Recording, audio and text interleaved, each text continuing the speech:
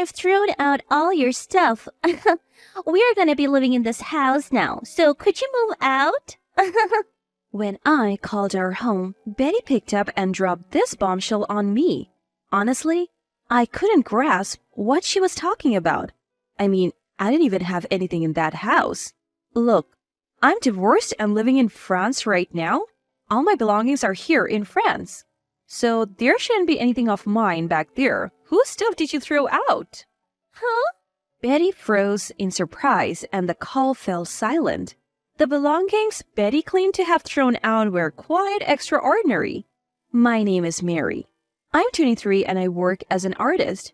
I recently bought a newly built house with my husband John, who is the same age as me.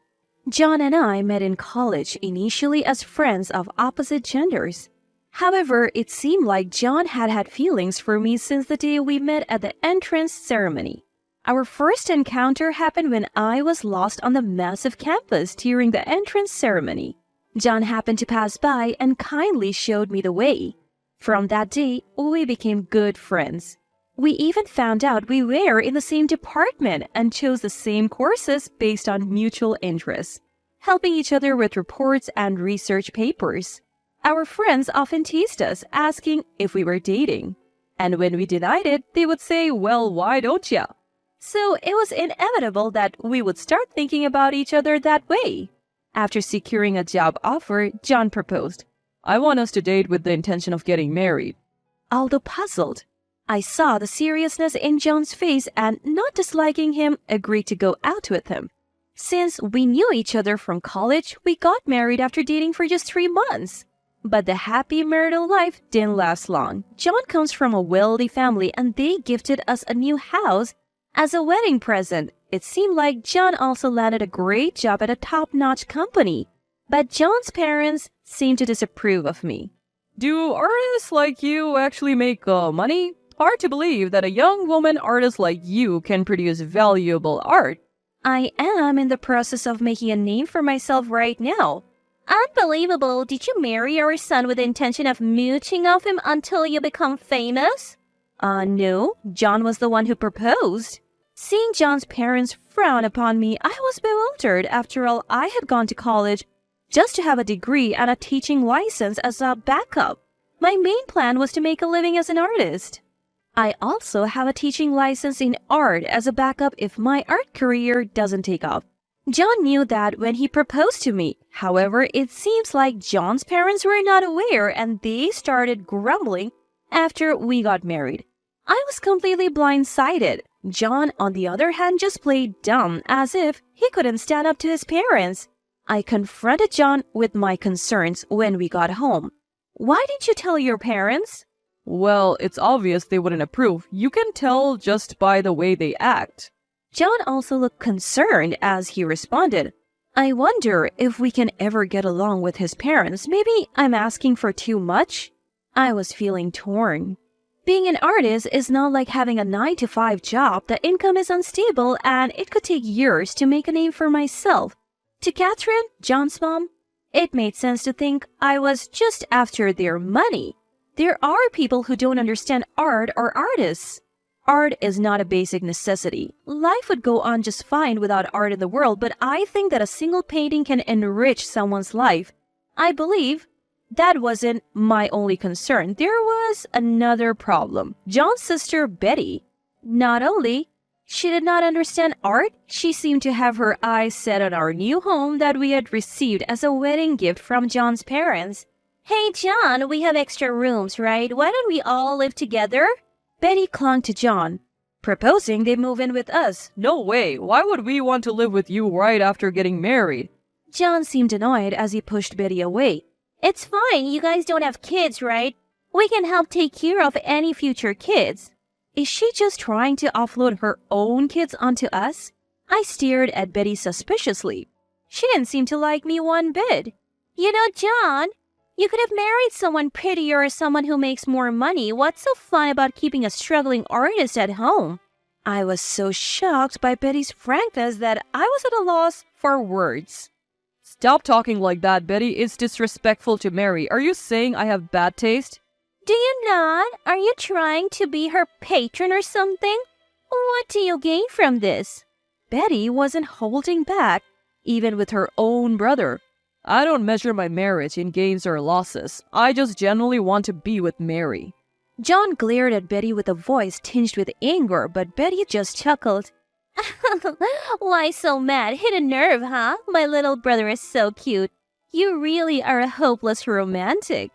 To Betty, the word cute wasn't a compliment. It was something she would say to someone she looked down upon. In her eyes, Betty saw her brother as nothing more than a yappy little dog. After Betty finally left satisfied, John kept apologizing to me, saying, "I'm really sorry." What I remember feeling wasn't so much anger towards John's family as it was sadness. I had hoped to get along with John's relatives, but their attitudes consistently disappointed me.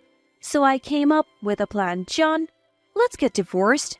I casually uttered the word divorce once relaxed day in our new home, and it was enough to turn John pale. "Divorce? Hold on, if this is about my family, I'll apologize. I'll even talk to them. Please, reconsider the divorce." Then I shared my thoughts with him. John seemed to calm down a bit. "I see. I understand where you're coming from, Mary, but do we really need to divorce?" "If we say we are divorced, I think your family will finally be at ease. We can think about what to do next afterward." "All right." So we told John's parents we were divorcing. Both father-in-law and mother-in-law were thrilled. Finally, John has come to his senses. Told you, this wouldn't last with a woman like her.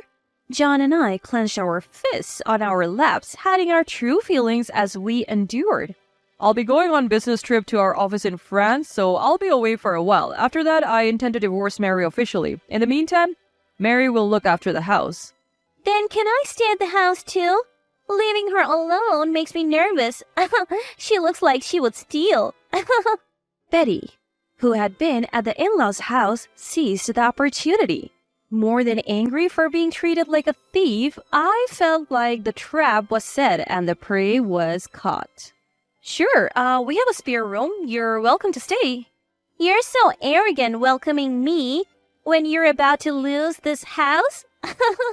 I just flashed a frustrated smile, holding back the words that she was the arrogant one. "Say whatever you want. After this, we are going to be beyond your reach." And so John flew off to France, leaving Betty and me in the new home. The next day, I made a proposal to Betty. "Betty, I have a favor to ask. Turns out I've been invited to travel by a friend back home. Can you look after the house while I'm gone?" "Even though John asked you to?" Betty started, then suddenly fell silent and smirked. "Sure, I'd be happy to help. I'll take care of this house. Have a safe trip." I handed Betty the keys, packed my bags, and left the house. So, this is goodbye to our new home. Though I felt a twinge of regret, I made sure not to look back and headed for the airport. And a week later, I decided to call Betty. "Betty, how's everything at home?" "Oh, I threw out your stuff." "My stuff?" "From now on, my husband and I will be enjoying this home just for ourselves. No place for you to come back to." Betty was after our new home all along. "Why don't you just live at your friend's place back in the countryside, although having a parasitic artist like you must be a hassle, huh?" "I'm sorry, actually, I lied." "What?" Betty was genuinely surprised by my sudden confession. "What do you mean lied?" Right now, I'm not at a friend's place in the countryside. I'm in France." "What? France?" "Yup, sis. She's with me now." John's voice interrupted, coming through the speakerphone. "What's going on? Weren't you two getting a divorce?" "We did divorce to submit our marriage papers in France." Over the past few days, John and I were bustling about to prepare for our life in France. We both got short-term visas. John went ahead to secure our new home, and all our stuff was shipped over. Then we switched from short-term visas to residency permits and decided to live in France. We thought that even the in-laws wouldn't chase us overseas. We haven't told John's parents where in France we are. No matter how wealthy he is, they wouldn't come searching for us. Without reason, especially when they think we are divorced. John going to the French branch was true, but it wasn't for business. It was an overseas assignment he wanted. And so we started our life together again by getting married in France. By the way, Betty, whose belongings did you throw away? I don't know. I thought they were yours. There were weird paintings, like oil paintings. The moment I heard oil paintings, it clicked. Ah, so those belongings must be Dad's. What? Why is Dad's stuff at your place? Henry asked us to store them. He ran out of space. Henry, dubious about a young woman like me making it as an artist, collected oil paintings himself, but there's only so much space to display art. Henry's collection had outgrown his home, so he targeted ours. It's our new home. We can use it how we want, he had said, and stored his collection in one of our rooms. Hey, did you hear that?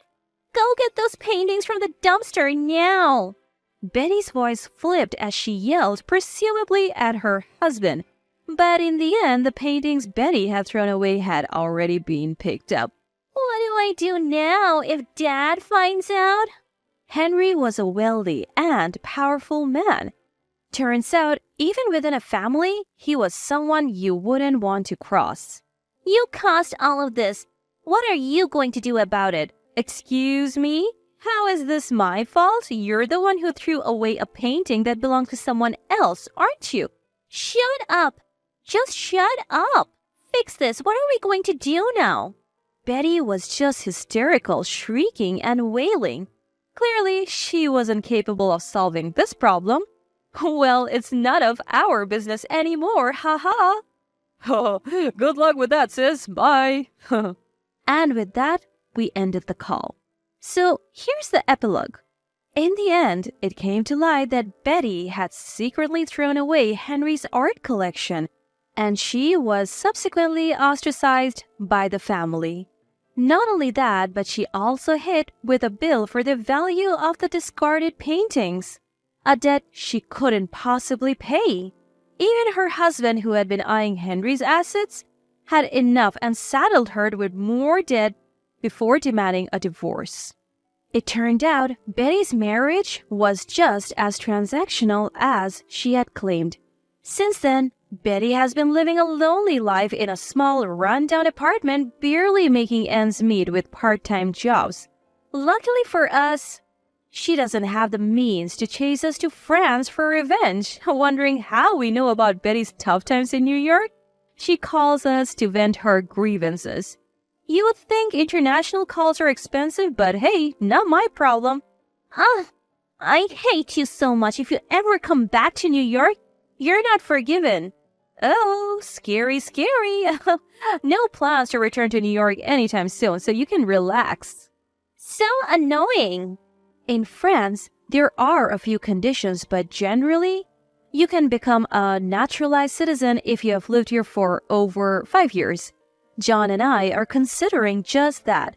We have no lingering attachment to New York. I continue to study art in the city of Paris, a haven for artists.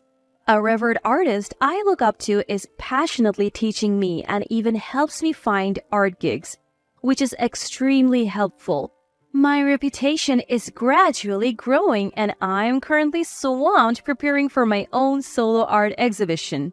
John's job at the France office is going well, too.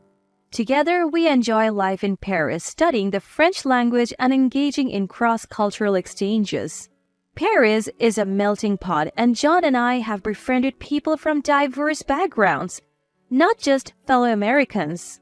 This multicultural experience offers a fresh thrill we never felt in New York, fueling our creative energies. Next vacation, John and I are planning to visit the Louvre Museum to gain inspiration for my next artwork.